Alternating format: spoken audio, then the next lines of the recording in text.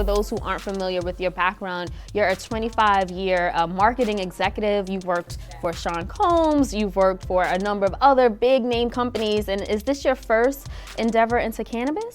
It is. This is my first stint at the cannabis industry. I'm looking forward to making some big strides and continuing to make history. I think, a lot of my onboarding was timing.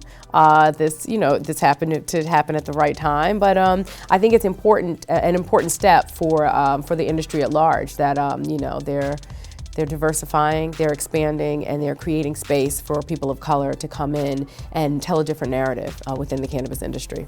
You spent 9 years at Combs Enterprises. You've worked directly with Pete Diddy, who is, almost billionaire status at this point. What lessons did you learn from working with him? Well, it's funny. It's probably one of the best experiences of my life. It was very hard.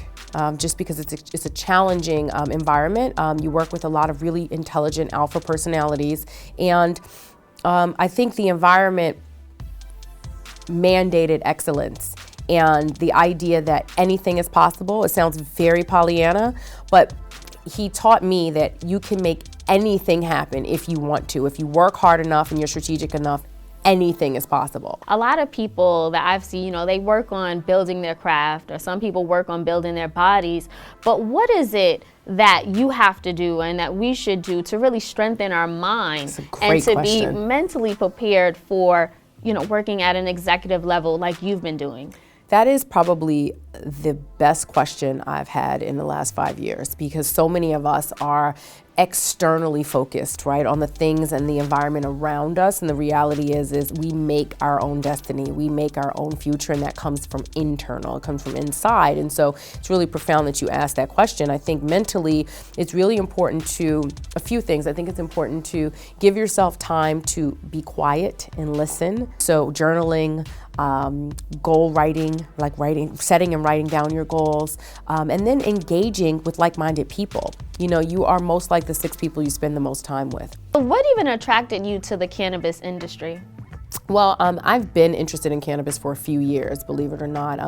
When I look at the trajectory of economy and the evolution of economy in the United States, you think about where the next big boom is going to come from. And, we had the World Wide Web in the 90s and that big boom. And when you think about what was next, I was like, it's either going to be clean energy. And when I saw what was happening with gas prices and all of the politics surrounding gas-based countries, I realized that wasn't going away. And then I thought, you know what? Cannabis is going to be the next big thing. And lo and behold, we are now in the middle of what we call the green rush. You think back to the gold rush and a few other revolutions in this country, and cannabis is next. You're the CMO of Viola, which is a company founded by Al Harrington, the NBA player. So let's talk about Viola's mission and why you picked this company in particular to work with. Yeah, it's interesting. Our tagline is one flower at a time, one community at a time.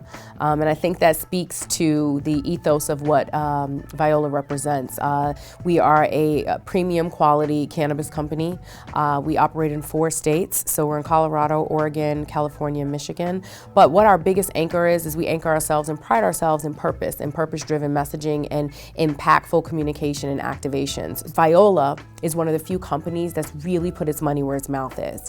Figuring out how to invest in these communities from an education standpoint, from a job offering standpoint, from a expungement standpoint, and even from an incubation standpoint to help people to actually become owners within the space. We employ over 150 employees. The majority of our ownership is African American, the majority of our employment is African American and minority.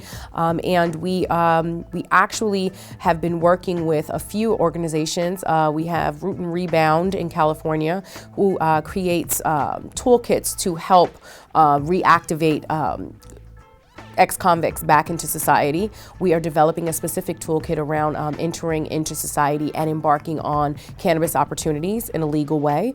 There are a lot of nonviolent offender offerings within the social equity platform that offers up licenses, whereas you and me, everyday folks that may or may not have been affected by those incidences, if you will, these people now have opportunities. And so Viola wants to help to subsidize and educate individuals that have access to these opportunities to license and own. You know, we want to build 10,000 jobs if we can for minorities in cannabis, you know, through education, through job training, again, through incubation and through licensing.